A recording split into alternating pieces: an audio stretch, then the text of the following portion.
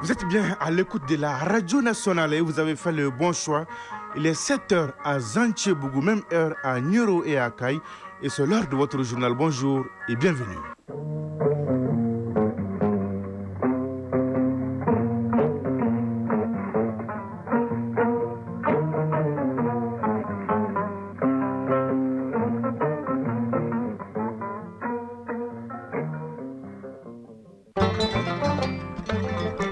L'actualité, première édition de ce mardi 13 janvier 2026. Tout d'abord, la couleur du temps sur Bamako et environ. 19 degrés ce matin, ciel nuageux, humidité 13%, possibilité de pluie 10%, du vent 14 km à l'heure et la température maximale attendue est de 34 degrés. Le journal, Sidiki Dambélé. Mesdames et messieurs, à la une de cette édition, la présentation des vœux de Nouvel An au palais de Koulouba. Ce sont les familles fondatrices de Bamako, les confessions religieuses et la société civile qui ont ouvert les balles hier. Des vœux, des bénédictions pour les pays et ses dirigeants, mais aussi des échanges sur des sujets d'actualité comme la sécurité, la lutte contre la corruption, la crise énergétique et j'en passe. À toutes ces préoccupations, le président Goïta a donné des réponses. Nous ferons le point dès le début de ce journal. L'actualité dans les deux autres pays de l'AIS est au menu au Burkina. On va parler du lancement des travaux de bitumage de la route Kaya-Barsologo, 42 km, une promesse du chef de l'État lors de sa visite en 2024. Au Niger, on célèbre les excellents des Nigériens qui se sont distingués sur la scène internationale dans le domaine de la communication et des innovations technologiques. Nous ferons le point avec nos confrères de Radio Burkina et de Radio Niger. L'actualité internationale est au menu également et enfin à suivre aux environs de 7h20, le journal de la CAN avec l'athlète des jours et des nuits. Sragatou Sissi, bonjour. Bonjour. Est-ce que tout va bien, Sragatou? Oui, ça va, alhamdoulilah. Alors, quelles sont les grandes lignes de votre journal? Les affiches de rêve demain mercredi au menu de cette demi-finale de la CAN, Sénégal-Égypte et Maroc-Nigeria. Vous planterons le décor dans le journal de la CAN. Et juste avant, vous aurez l'insolite du jour. Et voilà pour le sommaire. Une fois de plus, bonjour et bienvenue. Direction Palais de Koulouba où la série de présentations des vœux de Nouvel An a débuté hier. Et devant les chefs de l'État, les représentants des légitimités traditionnelles, des confessions religieuses et de la société civile qui ont dressé les bilans de l'année écoulée. Ils ont en outre salué les acquis et dénoncé certains mots qui minent la société avant de formuler des bénédictions pour la nation malienne. La synthèse de leur intervention, c'est avec Aloussène Tourish. Après une année marquée par de nombreux défis, l'heure est au rassemblement. Premier à prendre la parole, le patriarche des familles fondatrices de Bamako. Mamoutou Niaré salue le respect des engagements de la transition tout en fixant un cap clair pour les mois à venir. Ces réformes essentielles, vitales à l'économie souveraine de notre pays, ont connu des avancées notoires. Il faut les reconnaître. Nous citerons l'énergie, engagée désormais et de façon irréversible dans une diversification des sources d'alimentation, la justice, l'agriculture et tout particulièrement les mines. Des gigantesques chantiers sont en cours qui concernent d'autres domaines. Qu'Allah vous accompagne. Le ton est également à la sagesse du côté du Haut Conseil islamique. Chérif Madani Haïdara appelle à la cohésion, pointant du doigt les dérives numériques qui menacent l'unité nationale. Chérif Ousmane Madani Haïdara, président du Haut Conseil islamique. Il faut veiller à une bonne distribution de la justice. Ce n'est pas facile d'accéder aux autorités. Mais nous, nos portes restent ouvertes. Nous recevons des plaintes par rapport aux services publics. Certains sont lésés et ce n'est pas bon pour le pouvoir. Même appel à la vigilance chez les communautés catholiques et protestantes. Si les progrès politiques et économiques sont salués, l'Église rappelle que la route est encore longue. Face au terrorisme et à la guerre médiatique, elle prône la lucidité. Monseigneur Robert Cissé, porte-parole de l'Église catholique. L'insécurité persistante face au terrorisme, dont les attaques barbares des voies et des moyens d'approvisionnement du pays en carburant, les déplacements massifs des populations, la crise énergétique, la fragilité économique, la pression des réseaux sociaux, ainsi que les multiples tentatives de manipulation de l'opinion par des guerres médiatiques souvent toxiques qui déforment notre réalité et cherchent à ébranler la cohésion nationale. Dr Nou Ag Infayatara, porte-parole de la communauté protestante. Sécuriser et construire en même temps dans un environnement géopolitique extrêmement complexe. Tel est le défi qui est imposé au peuple malien sous votre leadership. Dans ce cadre, je voudrais saluer tout particulièrement le renforcement continu des capacités opérationnelles de nos forces de défense et de sécurité, leur engagement, courage et action héroïque sur les théâtres d'opération pour la sécurisation du territoire national. Enfin, la société civile a porté la voix des Maliens de l'extérieur. Leurs préoccupations majeures, les difficultés administratives pour obtenir les pièces d'identité. Pour y remédier, les forces vives proposent une méthode, le dialogue. Bari Fatoumata Touré, porte-parole des forces vives. Les forces vives de la nation se réjouissent des actions salvatrices entreprises telles que le renforcement des capacités et des moyens d'action des forces armées maliennes et de sécurité, qui sont des éléments forts pour la sécurisation de l'ensemble du territoire. Après avoir écouté ses vœux et présenté les siens, le chef de l'État s'est prêté au traditionnel échange de salutations et une photo de famille pour marquer le début d'une année 2026 que tous espèrent être celle de la stabilité. Voyons maintenant les réponses du président de la transition, le général Assimi Goïta, à ses vœux des familles fondatrices, confessions religieuses et sociétés civiles. D'abord, cette annonce. De nombreux lycées, instituts de formation professionnelle et de formation des maîtres seront construits. Certains établissements de l'enseignement supérieur seront rénovés, dont l'École nationale d'ingénieurs ENI ABT qui sera érigée en centre d'excellence. Des réalisations qui coûteront à l'État plus de 130 milliards de francs CFA. Ensuite, le général d'armée Assimi Goïta a d'autre part évoqué la lutte contre les groupes armés, contre la corruption, la gestion de la crise énergétique, les retombées de la renégociation des contrats miniers et bien d'autres sujets d'actualité. La synthèse de son message, c'est avec Siaka Konati. Faire de 2026 l'année de l'éducation, le président de la transition affirme avoir pris bonne note de cette doléance présentée par les porte-parole des familles fondatrices de Bamako dans ses vœux de nouvel an. Le général d'armée Assimi Goïta a annoncé des projets dont la mise en œuvre devra permettre de renforcer la capacité d'accueil et améliorer le système éducatif malien.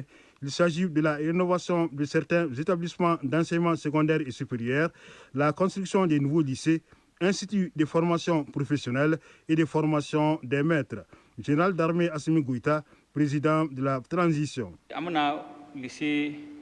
26 nouveaux lycées ordinaires seront construits. 2 lycées d'excellence sont déjà en construction. 22 autres lycées seront réhabilités. 9 nouveaux instituts de formation professionnelle et 5 nouveaux instituts de formation des maîtres seront également construits. Au niveau de l'enseignement supérieur, les travaux de construction de la bibliothèque universitaire et de l'université de Sikasso se poursuivent.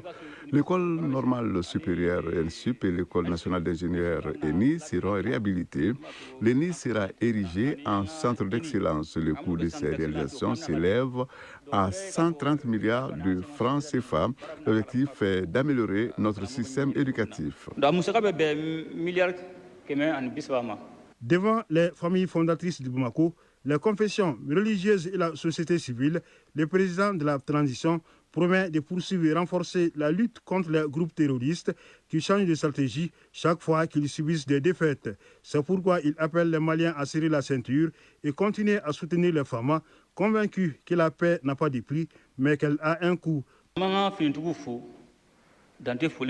Nous félicitons les forces armées et de sécurité pour les efforts qu'elles déploient pour lutter contre les groupes terroristes. Grâce à leur engagement, nous avons recouvré les villes qui étaient occupées par les groupes terroristes. Aujourd'hui, l'État est représenté sur l'ensemble du territoire national. Nous allons poursuivre la lutte contre les groupes terroristes jusqu'à la sécurisation totale du pays.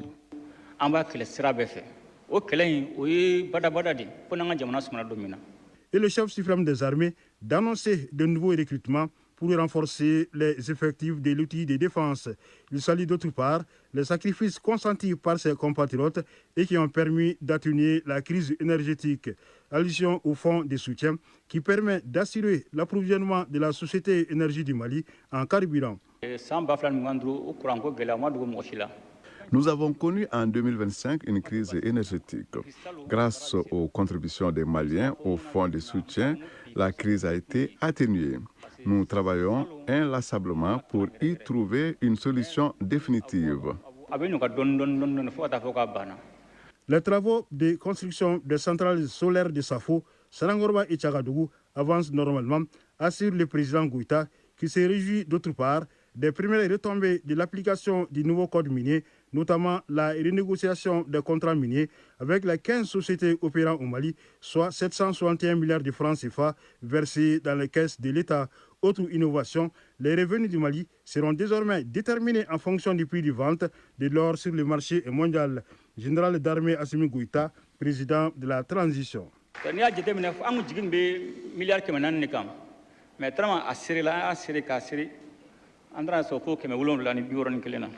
Nous nous attendions à 400 milliards de francs CFA, mais nous avons négocié et obtenu 761 milliards de francs CFA. Les recettes minières ont connu une augmentation de 500 milliards. Les ressources générées par la vente de l'or sont désormais déposées dans les banques maliennes. Par an, 6 000 milliards seront déposés dans nos banques. Par ailleurs, les revenus du Mali dépendront du prix de vente de l'or, ce qui n'était pas le cas. Avant, les sociétés minières payaient seulement le montant convenu dans les contrats signés avec l'État, même si les prix de l'or augmentaient sur le marché international. Selon le chef de l'État, la lutte contre la corruption se poursuivra sans état d'âme. Plus de 140 audits ont été réalisés par le bureau du vérificateur général et ceux qui ont détourné les deniers publics répondront devant la justice, a-t-il déclaré, avant d'ajouter que certains dossiers ont déjà été jugés, affaire des cotonculteurs et de l'avion présidentiel, le procès du contrat Paramount relatif à l'équipement de l'armée étant en cours. Pour ce qui est des propos injurieux contre les leaders religieux dans les prêches et sur les réseaux sociaux, le président demande au Haut Conseil islamique de s'inspirer de l'organisation et de la réglementation des prêches dans certains pays voisins. Général d'armée Assimi Goïta, président de la transition. Quand on arrête un leader religieux, les responsables des organisations et associations musulmanes viennent nous supplier pour sa libération. Cela ne peut pas continuer si on veut lutter contre les insultes lors des prêches et sur les réseaux sociaux. J'ai demandé au gouvernement de mettre en place une commission composée des représentants de l'État, du Haut Conseil islamique et de la justice. Cette commission va effectuer des voyages d'études dans certains pays voisins pour voir comment les prêches y sont organisés, si les prêcheurs incitent à la violence, au soulèvement contre le pouvoir. L'épanouissement de la jeunesse, une priorité du président Goïta, d'où la construction ou la réhabilitation des stades. En retour, le chef de l'État compte beaucoup sur l'implication des jeunes pour l'aboutissement du combat que les autorités mènent sur différents fronts. Auparavant, il avait présenté à l'assistance la vision Mali 2063 qui s'articule autour de 11 axes, dont la souveraineté alimentaire, énergétique, l'industrialisation, la promotion des ressources humaines, la protection de l'environnement et l'information.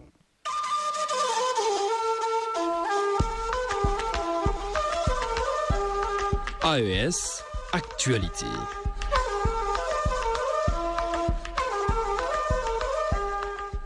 On va d'abord au Burkina. L'axe Kaya-Barsologo, long de 42 km, est désormais en chantier. Les travaux de bitumage concrétisent l'engagement pris par le président du Faso, le capitaine Ibrahim Traoré, lors de son séjour à Barcelogo. C'était en décembre 2024. Cette route stratégique marque une étape majeure dans le désenclavement, le renforcement de la sécurité et la relance économique de la commune de Barcelogo. Le reportage de notre confrère de la RTB, Sidibé Guénoré. La promesse de bitumer l'axe Kaya Barça-Logo faite par le chef de l'État, le capitaine Ibrahim Traoré, se concrétise. Après la phase de terrassement faite par le génie militaire, les agents de la brigade Faso-Mebo de la région de Quilcé s'attaquent à la pose de la couche de roulement. Sur place, toute la logistique est en branle sous la conduite technique du capitaine Rip Ulrich Benet. Selon le coordonnateur de l'initiative présidentielle Faso-Mebo, le commandant Zonoma Ahmed Sakandé, avec une emprise de 9 mètres, les travaux de cette route se passent comme prévu. Nous avons décidé en fait de bitumer une emprise de 9 mètres. Nous avons essentiellement 2 fois 3,5 et on a bien sûr des accotements. Donc nous avons une grande voie, ça va permettre vraiment en fait d'avoir un bon flux dans la direction de Barça-Logo. Nous sommes sûrs d'atteindre les objectifs fixés par la hiérarchie, surtout que les braves populations n'ont jamais arrêté de nous soutenir, a indiqué le commandant Zonoma Ahmed Sakandé, tout en saluant le dynamisme de l'équipe sur le chantier. Pour Naba Guirmde, chef de Barça-Logo, ce geste du président du Faso est une marque de son attachement à Barça-Logo et la population lui est reconnaissante.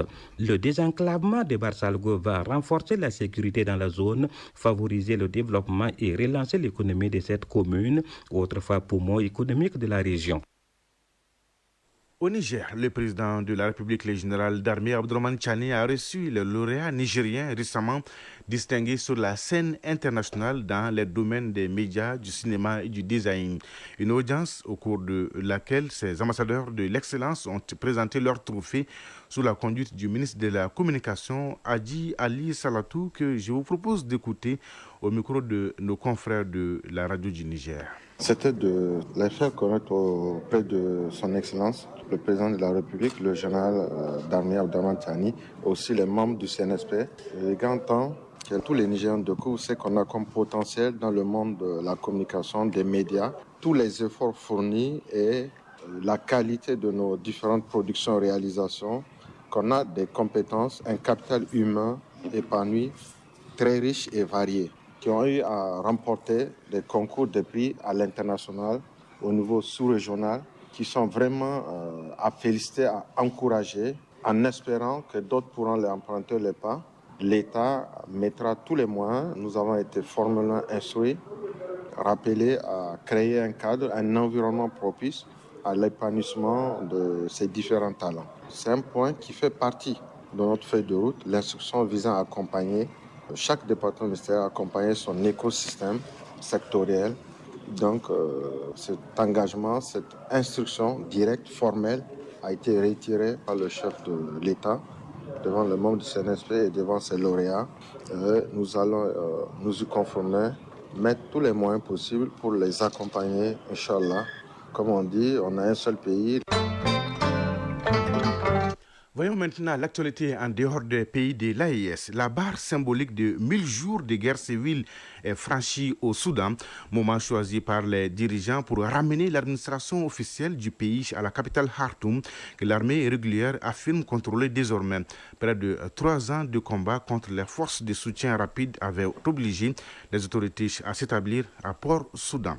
Au Bénin, environ 8 millions d'électeurs étaient appelés aux urnes dimanche pour élire les 109 membres du Parlement ainsi que 77 représentants municipaux. Les résultats sont attendus très vite, mais les experts s'attendent déjà à une écrasante majorité de la mouvance au pouvoir. En Ouganda, la tension monte à l'approche des élections présidentielles. Les organismes de droits de l'homme dénoncent une violente répression d'opposants alors que le président Yoweri Museveni brigue un 7e mandat à la tête du pays. À l'église, les fidèles chrétiens prient pour un scrutin apaisé. En République démocratique du Congo, les bureaux de coordination des affaires humanitaires dénoncent l'augmentation des cas de violence contre les travailleurs des ONG. OCHA a dressé un nouveau bilan de 626 incidents répertoriés en 2025 dans le pays, avec une flambée particulière en décembre dans l'Est. La Somalie rompt tous ses accords avec les Émirats arabes unis, invoquant des atteintes à sa souveraineté et à son intégrité territoriale dans un contexte de forte tension en mer Rouge. Cette décision de la Somalie concerne aussi bien les coopérations militaires et sécuritaires que les partenariats économiques et portuaires à travers les pays. À Lagos, au Nigeria, l'extraction des sables dans la lagune transforme les littoraux et met en danger les communautés de pêcheurs et l'équilibre écologique. Le sable est devenu une ressource stratégique à Lagos. Son extraction intensive contribue à la construction de nouveaux bâtiments et de propriétés haut de gamme, mais elle fragilise la lagune, autrefois vaste étendue d'eau ouverte. Nouvelle journée des manifestations en Iran ce mardi. Malgré la coupure d'Internet, le mouvement de protestation est loin de s'essouffler. Si à l'international, les rassemblements de soutien aux manifestants se multiplient dans les pays, deux points de vue s'opposent. En tout cas, le mouvement de protestation a pris de l'ampleur malgré une répression qualifiée de massacre par les organisations de défense des droits humains. Selon l'ONG Iran Human Rights, le dernier bilan fait état de près de 500 morts.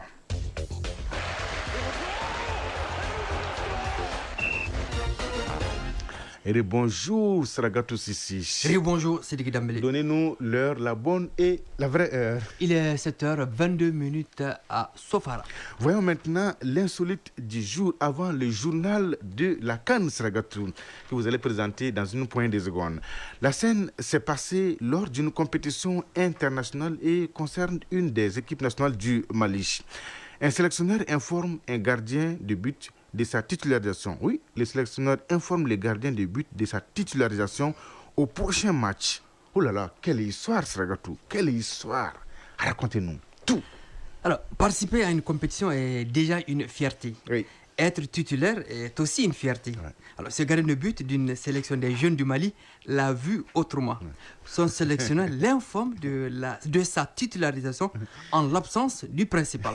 Alors, en temps normal, il devait être content. Il devait être, oui, bien sûr. Au prochain match, oui, il va jouer. Il va jouer. Alors, il n'a pas toute la nuit à pleurer. Pleurer? Ah oui, arrive l'heure du petit déjeuner. Pourquoi donc? Notre ami gardien continue de pleurer. Alors, le sélectionneur, inquiet, lui demande les causes pourquoi il pleure donc, voilà. Alors, selon nos sources, le gardien de but a eu peur. Quoi? D'être titulaire. Il tremblait comme une feuille de papier. Alors finalement, c'est le troisième gardien dans la hiérarchie qui a été désigné pour les 10 matchs.